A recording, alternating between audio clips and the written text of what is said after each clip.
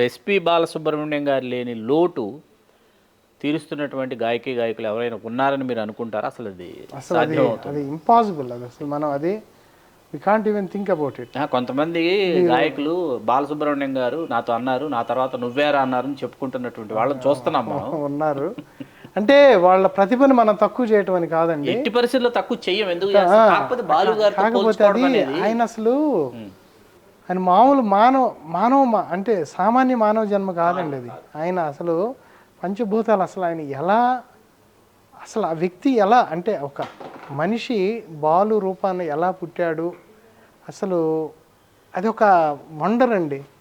అదొక 8th wonder Balu గారు.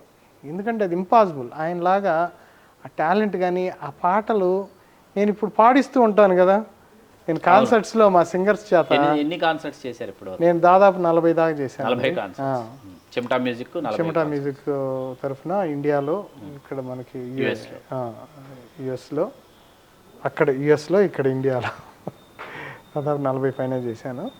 నేను ప్రతిసారి మా సింగర్స్ రాము అని చెన్నైలో ఉంటారు, చాలా అద్భుతంగా అంటే మహారాజపురం రాము, జూనియర్ బాలు అంటూ ఉంటాం.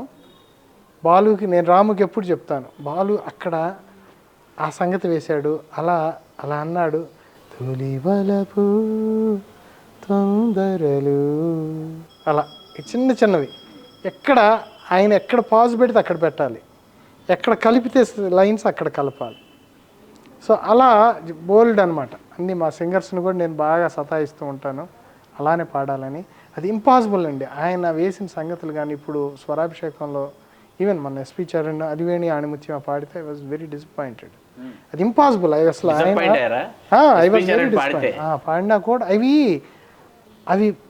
అవి పట్టుకోవాలి అంటే ఆ సంగతులు వరకు నేర్చుకుంటే రావండి. అవేంటంటే 100 సార్లు వినాలి, విని ఆకలింపు చేసుకోవాలి, మీ హృదయాన్ని మైండ్ని ఆక్రమించాలి. అలా చేయగలిగినాడే అనుసంధానం, ఆ నాలుగుకి బుర్రకి గుర్తున్న వాటికి అనుసంధానం జరగాలి. నాకు అవన్నీ గుర్తుంటాయి కానీ నేను పాడలేను, వాళ్ళు పాడగలరు కానీ వాళ్ళకి ప్రాణం గాత్రం మీకు దూరం అని.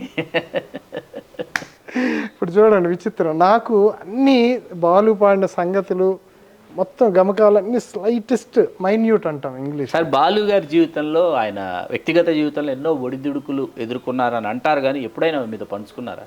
లేదండి, ఎప్పుడు పంచుకోవాలి. అంతర్ముఖుడే ఆ విషయంలో. ఆయన అసలు ఎక్కడ బయటపడరు, లేదు ఎక్కడ బయటపడరు. ఆయన సంస్కారం అలాంటిదండి. అది కాక ఆయన ఎలా గుర్తుపెట్టుకుంటారంటే ప్రతి చిన్న విషయాన్ని, నేను అదివరకు MP3 ప్లేయర్ ఇచ్చాను 2008లో, అది 2011లో గుర్తుపెట్టుకొని మీరు ఇచ్చిన పాటలన్నీ నేను ఇప్పటికీ వింటున్నాను అని ఉటంకిస్తారు.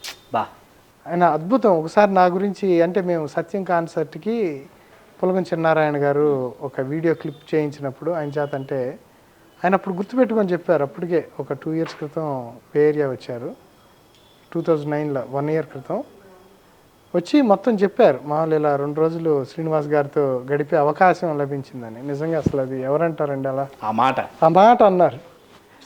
నేను ఆయన చుట్టూ తిరుగుతూ ఉండేవాడిని, ఆయన హోటల్ రూమ్ దగ్గర అక్కడెక్కడ తచ్చాడుతూ, ఏమాత్రం బాలు గారు ఒక గంట ఖాళీగా ఉన్నా దొరికితే చాలు, ఆయన ఏం చెప్పినా మనకు అమృత అదే కర్ణపేయం అమృత ప్రాయం అంతే. అది మనకి. మీరు స్వర్ణయుగ సంగీత దర్శకులని ఒక వెలకట్టలేనటువంటి ఒక గ్రంథరాజాన్ని తెలుగు సినీ సంగీత ప్రియులకు అందించారు. తెలుగు సినిమా పరిశ్రమలో లబ్ధ ప్రతిష్ఠులు అనదగిన వాళ్ళు చేయాల్సినటువంటి ఒక ఉత్కృష్టమైనటువంటి కార్యక్రమాన్ని భుజాలకు ఎత్తుకున్నారు. క్లుప్తంగానైనా దాని గురించి ఒకసారి. డెఫినెట్గా దానికి ముఖ్యంగా 2007లో మా కజిన్ కృష్ణ, గణిశెట్టి కృష్ణ దగ్గరికి వాళ్ళ ఇంట్లో మీరు చిన్నారాయణ ఇద్దరు వచ్చారు ఫస్ట్. అప్పుడు నా దృష్టిలో నాకు అప్పటికే గుమ్మడి గోపాలకృష్ణ గారు సంజయ్ కిషోర్ని పరిచయం చేస్తే నాకు అప్పుడు నా మనసులో ఉన్నది మీరు ముగ్గురు, పులగం చిన్నారాయణ, శ్రీకాంత్ చిల్లగట్టు అండ్ సంజయ్ కిషోర్. మిరియాల కదా వాళ్ళ ఇంటి పేరు, సంజయ్ కిషోర్ గారి ఇంటి పేరు మిరియాల. ఓకే, మీరు ముగ్గురు ఉన్నారు. సో తర్వాత నాకు కరెక్ట్ సీక్వెన్స్ గుర్తులేదు కానీ మొత్తానికి చిన్నారాయణ అవైలబుల్గా ఉన్నాడు. మీరు అప్పుడు ఏదో రీజన్ వల్ల you could not do that. మీరు మిగతా పనుల్లో మీరు 1 or 2 అవన్నీ మీకు మీకు ఇది ఫుల్ టైం రచయిత కాదు కదా మీరు. అదొక్కటే కాదు, మీరు అదే టైంలో చిరంజీవికి ఎంత దగ్గర అయ్యారు, మెగా ఫ్యామిలీకి. చరిత్రలో చిరంజీవి ఒకటి జరుగుతుంది. అది సో అలా చిన్నారాయణ ద్వారా అద్భుతంగా రాశాడు అసలు. అది ఇప్పుడు మొన్న చిన్నారాయణతో మాట్లాడుతుంటే అనుకుంటున్నాం, అసలు ఇది నేనే రాశానా అనిపిస్తుందండి. ఇది ఇప్పుడైతే నేను చేయలేను, మీరు ఎంత ఇచ్చినా, ₹1,00,00,000 ఇచ్చినా నేను చేయలేను. అది ఒక ఉన్మాదంతో చేసామండి. 2008 3 years.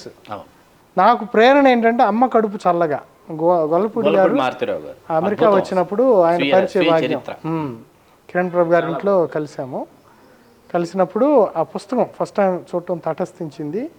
ఇది కేవలం ఈయనొక్కడి మీద ఇన్ని పేజీలు రాసుకుంటే మనం ఇంకా నాకు ఇష్టమైన, అంటే నేను ఫస్ట్ నుంచి ఒకటండి, మనం ఈ సంగీత దర్శకులు నాకు more than Balu, Ghantasala, Susheela, Janaki, I more give respect to music directors. అసలు వీళ్ళు పాడతారు కరెక్టే, కానీ వీళ్ళకి ఎవరు నేర్పేది, దానికి ప్రాణ ప్రతిష్ఠ. ఇప్పుడు పేపర్ మీద మీరు నేను కూడా రాయగలం మామూలుగా.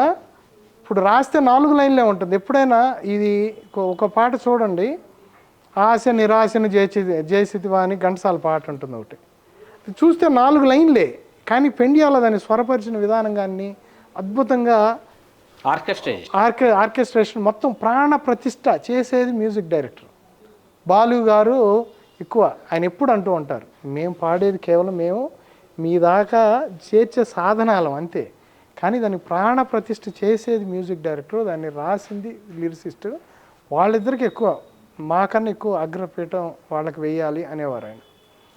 నేను ఒక స్టెప్ ముందుకు వెళ్ళి లిరిసిస్ట్ కన్నా ముఖ్యంగా, అంటే ఇప్పుడు తీసేయండి, ఇప్పుడు అసలు అది అన్ని కంప్యూటర్లో పెట్టడం, ట్యూన్లు బిట్స్ పీసెస్గా చేయటం, దీన్ని అసలు మిక్స్ చేయటం, దీన్ని అసలు నేను సంగీతంగానే భావించను. అసలు ఇది ఒక సిగ్గుచేటు తెలుగు పాట, కానీ మన దౌర్భాగ్యం వినాల్సి వస్తుంది, భరించాల్సి వస్తుంది. సో కానీ ఒక టైంలో తెలుగు పాట అసలు తెలుగునే కాదండి, ఆ టైంలో హిందీ, తమిళ్, కన్నడ, ప్రతి లాంగ్వేజ్లో ఎన్ని అద్భుతమైన పాటలు వచ్చాయి 60s, 70s, 80sలో. ఏవేవి ఈ రోజు వస్తాయి. దాంట్లో ఇప్పుడు బాలుగారు అంటూ ఉంటారు, పివి శ్రీనివాస్ ఒకసారి hall time versus all time అని. హాల్ టైమ్ ఇప్పుడు ఒకప్పుడు ఆల్ టైమ్ హిట్స్ ఉండేవి, ఇప్పుడు హాల్ దాటంగా మర్చిపోతాం. అది 90sలోనే మొదలైనవి ఆ ట్రెండ్. సో ఎనీవేస్, ఇప్పుడే స్వర్ణయుగ సంగీత దర్శకులు పుస్తకం చిన్నారాయణ అద్భుతంగా రాశాడు. ఆయన ప్రతి గడపకు వెళ్ళి చాలా హ్యూమిలియేషన్స్ కూడా ఎదుర్కొన్నాడండి. ఎందుకంటే ఈ సంగీత దర్శకులు వాళ్ళ అందరు 90% చెన్నైలో ఉన్నారు కదా, వాళ్ళ వారసులు, వాళ్ళ మనవాళ్ళు, వాళ్ళకి అసలు ఏం సంబంధమే లేదు, తెలియదు అసలు.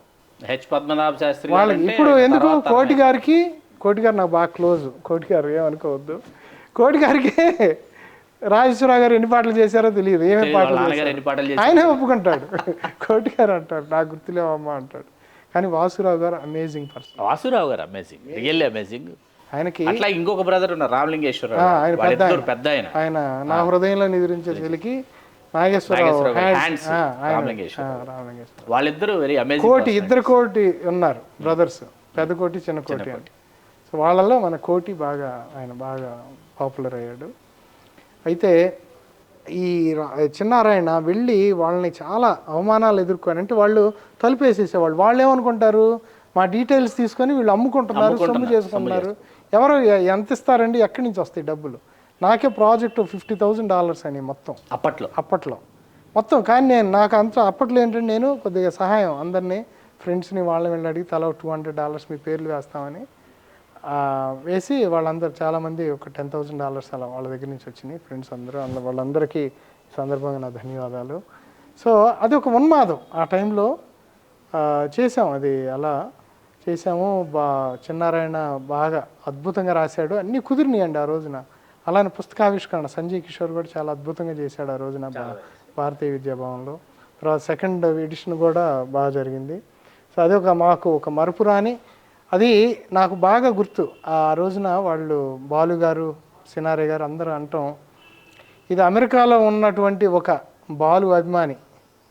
అంటే అప్పటి నుంచి నేను బాలు మాది సవర్ణ దర్శింది, బాలు ప్లస్ ఉన్మాది బాలు గారి మీద ఉన్నటువంటి అయితే ఒక అమెరికాలో ఉన్న ఒక కుర్రాడు ఇలా చేయటం అనేది చాలా అది ఒక అద్భుతం అని చెప్పారు. నిజం అంటే నేను ఎప్పుడు ఐ ఆల్వేస్ వండర్, లక్షల కోట్లు తగిలేస్తారు ఈ ఫంక్షన్స్, ఆడియో ఫంక్షన్స్ అని అవన్నీ ఇవన్నీ. ఈ ఒక్కటి చేసుకోలేరండి వాళ్ళు. ఒకటి ఇలాంటి పుస్తకానికి ఎంత అవుతాయి మ్యాక్సిమం ఒక 30 lakhs పై, అది పెద్ద ఎత్తున, చాలా పెద్ద ఎత్తున కొన్ని వేల ఎడిషన్స్ కొడితే. నేనంటే ఇందా కాన్సెప్ట్ అవన్నీ ఆ ఖర్చులు కూడా చెప్పాను కాబట్టి అంత అయింది. సో ఇవి అసలు వాళ్ళకి అసలు పీనట్స్ వాళ్ళు చేయటానికి, వాళ్ళు చెయ్యాలి అనుకుంటే ఎందుకు వాళ్ళు అనుకోరు? అది ఇంతవరకు ఆ పుస్తకం ఎవరు చేయాలండి? సినిమా పరిశ్రమ చేయాలి. సినిమా పరిశ్రమలో ఇంతమంది లక్షలు కోట్లు సంపాదిస్తున్నారు, తగలేస్తున్నారు. వాళ్ళకి ఎవరికి ఇది మన చరిత్ర, దీన్ని కాపాడుకోవాలి అన్న ఐడియా ఎందుకు రాలేదో నాకు ఇప్పటికీ అర్థం కాని విషయం అది. సో పోనీయండిలేండి. Please do subscribe to Telugu Rajyam channel. Please do subscribe to Telugu Rajyam channel. Please do subscribe to Telugu Rajyam channel. Hi అండి, నేను మీ ఆర్పీని, నెల్లూరు పెద్దారెడ్డి చేపల పులుసు ఓనర్ని. మీరు తెలుగు రాజ్యం అనే ఈ యూట్యూబ్ ఛానల్ సబ్స్క్రైబ్ చేసుకుని మంచి వీడియోలతో వస్తారు. Thank you so much. Hi people, I'm Sonakshi Verma and you please watch Telugu Rajyam and please subscribe to the channel.